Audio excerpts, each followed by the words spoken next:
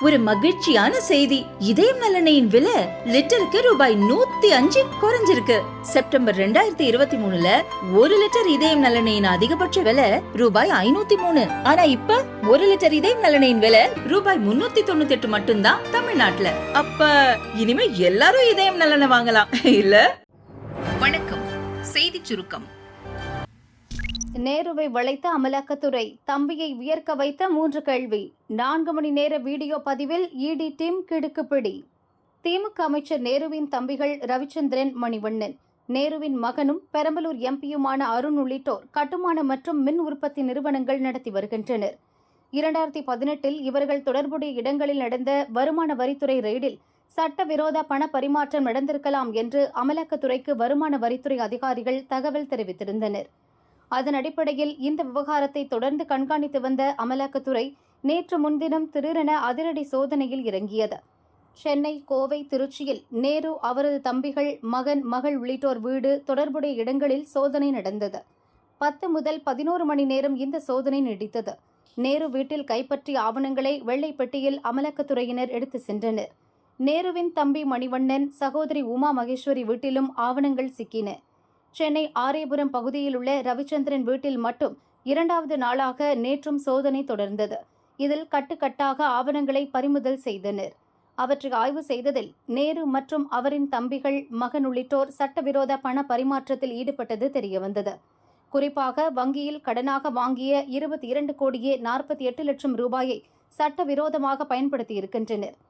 இது தொடர்பாக விசாரிக்க அமைச்சரின் தம்பி ரவிச்சந்திரனை அமலாக்கத்துறை அதிகாரிகள் நேற்று மாலை 3:30 மணி அளவில் நுங்கம்பாக்கத்தில் உள்ள தங்கள் அலுவலகத்திற்கு அழைத்து சென்றனர். 4 மணி நேரம் இந்த விசாரணை நீடித்தது. வங்கியில் வாங்கிய கடனை முறைகேடாக பயன்படுத்தியது பற்றி கேள்வி எழுப்பினர். ரவிச்சந்திரன் 3 போலி நிறுவனங்களை தொடங்கியதும் ட்ரூ டாம் என்ற கம்பெனியுடன் பல விதங்களில் தொடர்பில் இருந்ததையும் அமலாக்கத்துறை அதிகாரிகள் கண்டுபிடித்தனர். இதுபற்றி அவரிடம் கிடுக்குப்பிடி கேள்விகளை கேட்டனர். 4 மணி நேர விசாரணையையும் அப்படியே வீடியோ பதிவு செய்தனர். மறைந்த குமரி அனந்தனுக்கு அரசு மரியாதையுடன் இறுதிச் சடங்கு. காங்கிரஸ் மூத்த தலைவர் குமரி அனந்தன் சென்னையில் காலமானார். அவருக்கு வயது 93.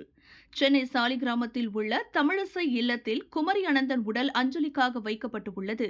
அவரின் மறைவிற்கு பல்வேறு அரசியல் தலைவர்கள், தமிழறிஞர்கள் இரங்கல் தெரிவித்து வருகின்றனர். இந்நிலையில் இன்று சட்டசபை கூடியவுடன் குமரி அனந்தன் மறைவிற்கு இரங்கல் தீர்மானம் வாசிக்கப்பட்டது. தொடர்ந்து பேசிய முதல்வர் ஸ்டாலின், மறைந்த குமரி அனந்தனுக்கு முழு அரசு மரியாதையுடன் இறுதிச் சடங்கு நடத்தப்படும் என அறிவித்தார். இரங்கல் தீர்மானம். இலக்கிய செல்வர் திரு குமரி அனந்தன் அவர்கள் காங்கிரஸ் பேரியக்கத்தின் மூத்த தலைவர் மறைவு குறித்து காங்கிரஸ் பேரியக்கத்தின் மூத்த தலைவரும் தமிழ்நாடு சட்டமன்ற பேரவையின் முன்னாள் உறுப்பினருமான திரு குமரி அனந்தன் அவர்கள் இன்று 9/4/2025 அதிகாலை மறைவுற்ற செய்தி அறிந்து இப்பேரவை அதிர்ச்சியும் ஆற்றொண்ணா துயரமும் கொள்கிறது. இலக்கிய செல்வர் என்று அழைக்கப்படும் திரு குமரி அனந்தன் அவர்கள் கன்னியாகுமரி மாவட்டத்தில் பிறந்து பெருந்தலைவர் காமராசரின் அடியொற்றி காங்கிரஸ் பேரியக்கத்துக்காக தன்னை ஒப்படைத்துக் கொண்டவர். அனைவரிடத்திலும் அன்போடும் நட்புணர்வோடும் பழகக்கூடிய திரு குமரி அனந்தன் அவர்கள் 1980-84, 1985-88, 1989-91 மற்றும் 1991-96 ஆகிய ஆண்டுகளில் தமிழ்நாடு சட்டமன்ற பேரவை உறுப்பினராகவும் 1977-80 ஆண்டுகளில் பாராளுமன்ற உறுப்பினராகவும் பாராட்டத்தக்க வகையில் சிறப்பாக பணியாற்றியுள்ளார்கள். நாடாளுமன்றத்தில் தமிழில் பேசுவதற்கான உரிமையை நிலைநாட்டிய காரணத்தினால் மாண்புமிகு மறைந்த முதலமைச்சராக இருந்த தலைவர் கலைஞர் அவர்கள் தனிமரம் தோப்பாகாது என்ற பழமொழியை மாற்றி அமைத்து விட்டார் என இவருக்கு புகழாரம் சூட்டினார். தமிழ்நாட்டிற்கும் தமிழினத்தின் வளர்ச்சிக்கும் பங்காற்றியதற்காக இவருக்கு தமிழ்நாடு அரசால் 2024 ஆண்டு தகைசால் விருது மாண்புமிகு இன்றைய தமிழ்நாடு முதலமைச்சர் அவர்களால் வழங்கப்பட்டு கௌரவிக்கப்பட்டது. அன்னாரது மறைவால் அவரை இழந்து வாடும் மாண்புமிகு தமிழிசை சவுந்தரராஜன் அவர்கள் உள்ளிட்ட அவருடைய குடும்பத்திற்கும் இந்திய தேசிய காங்கிரஸ் கட்சியைச் சேர்ந்தவர்களின் உள்ளிட்ட அனைவருக்கும் இப்பேரவை தனது ஆழ்ந்த இரங்கலையும் அனுதாபத்தினையும் தெரிவித்துக் கொள்கிறது. இந்த இரங்கல் தீர்மானத்தை நிறைவேற்றும் முகத்தானும் மறைந்த இப்பெருந்தகைக்கு மரியாதை செலுத்தும் வகையிலும் மாண்புமிகு உறுப்பினர்கள் அனைவரும் எழுந்து நின்று 2 மணித்துளிகள் அமைதி காக்குமாறு கேட்டுக்கொள்கிறேன்.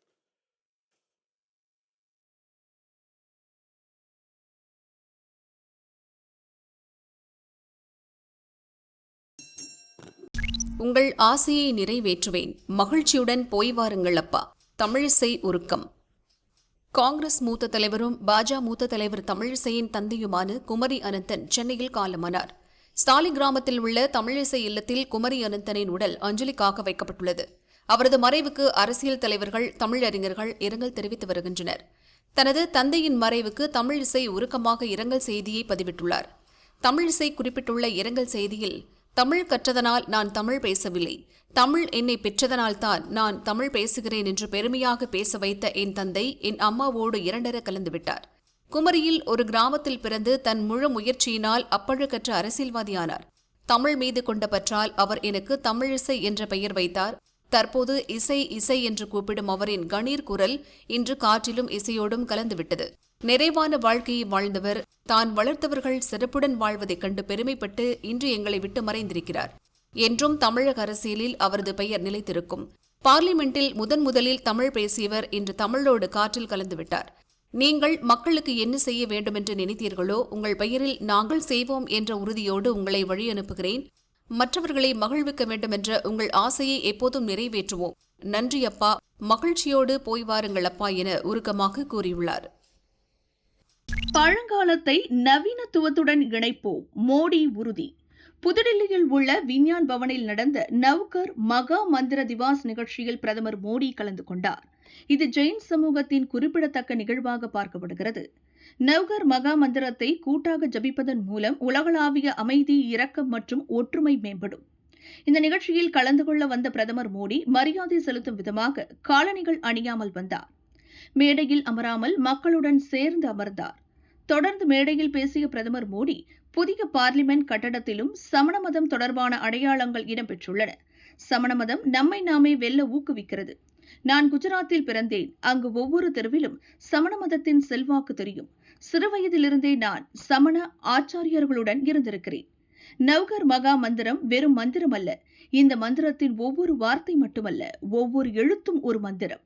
கடந்த ஆண்டுகளில் 20க்கும் மேற்பட்ட சிலைகள் வெளிநாட்டிலிருந்து திருப்பி அனுப்பப்பட்டுள்ளன என்பதை அறிந்து நீங்கள் பெருமைப்படுவீர்கள். பண்டைய பாரம்பரியத்தை டிஜிட்டல் மயமாக்குவதன் மூலம் பழங்காலத்தை நவீனத்துவத்துடன் இணைப்போம் என பிரதமர் மோடி பேசினார்.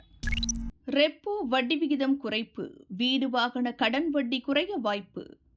இந்திய ரிசர்வ் வங்கி 2025-26 நிதியாண்டுக்கான நிதி கொள்கை கூட்டம் மும்பையில் இன்று காலை 10 மணிக்கு துவங்கியது. இந்த கூட்டத்தில் ரிசர்வ் வங்கி கவர்னர் சஞ்சய் மல்ஹோத்ரா தலைமையிலான நிதி கொள்கை ஆணையம் ரெப்போ விகிதத்தை குறைப்பதாக தெரிவித்துள்ளது. அதன்படி ரெப்போ வட்டி விகிதம் 0.25% குறைக்கப்பட்டுள்ளது.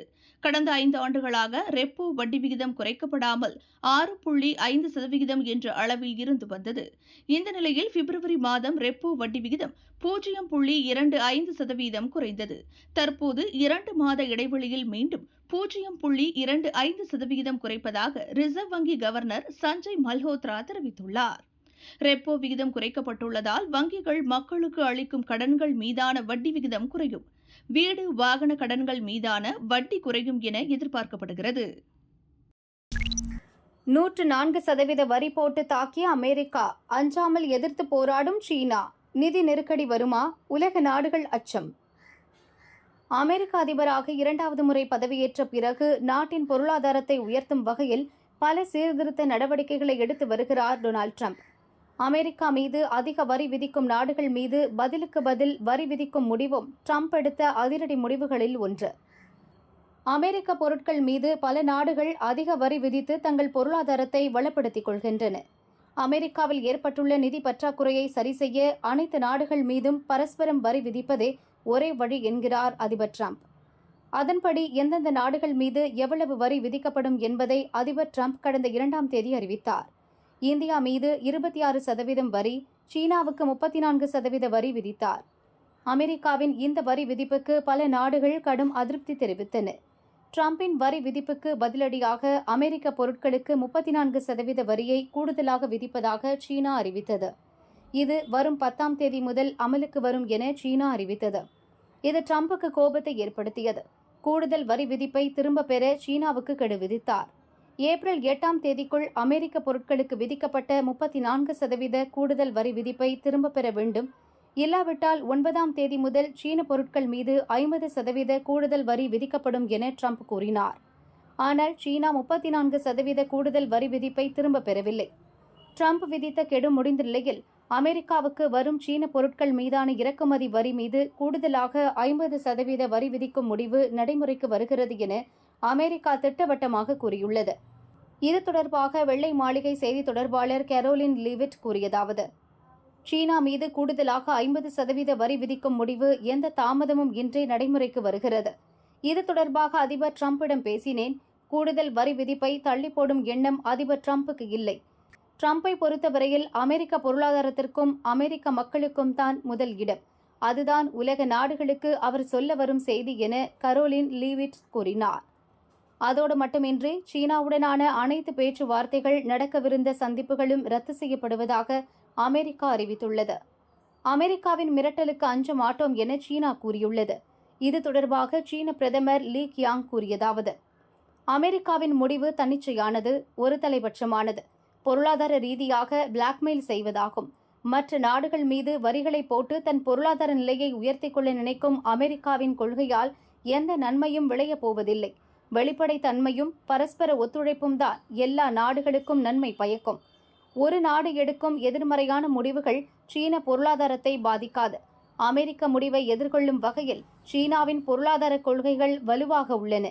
எந்த ஒரு சவாலாக இருந்தாலும் அதை சமாளித்து நாட்டின் நீண்டகால பொருளாதார வளர்ச்சியை உறுதி செய்வோம். அதில் சீனா உறுதியாக உள்ளது. பொருளாதார ரீதியாக சீனாவை மிரட்டி பார்க்க நினைக்கும் அமெரிக்காவை எதிர்த்து இறுதி வரை போராடுவோம். சீனா தனது நலனை மட்டும் பாதுகாத்துக் கொள்ள நினைக்கவில்லை, மாறாக உலக நாடுகளின் நலனுக்காகவும் தான் அமெரிக்காவுக்கு எதிராக போராடுகிறது என சீன பிரதமர் லீ கியாங் கூறினார். அனைத்து நாடுகள் மீதும் பரஸ்பரம் வரி விதிக்கும் ட்ரம்பின் அதிரடி முடிவால் பல நாடுகளில் பங்குச்சந்தைகள் வீழ்ச்சியடைந்து வருகிறது. உலகின் மிக முக்கியமான பொருளாதார சக்திகளான அமெரிக்கா மற்றும் சீனா இடையிலான வர்த்தக போர் தீவிரமடைந்துள்ளதால் உலக அளவில் பொருளாதார நெருக்கடி வருமோ என்ற அச்சம் ஏற்பட்டுள்ளது.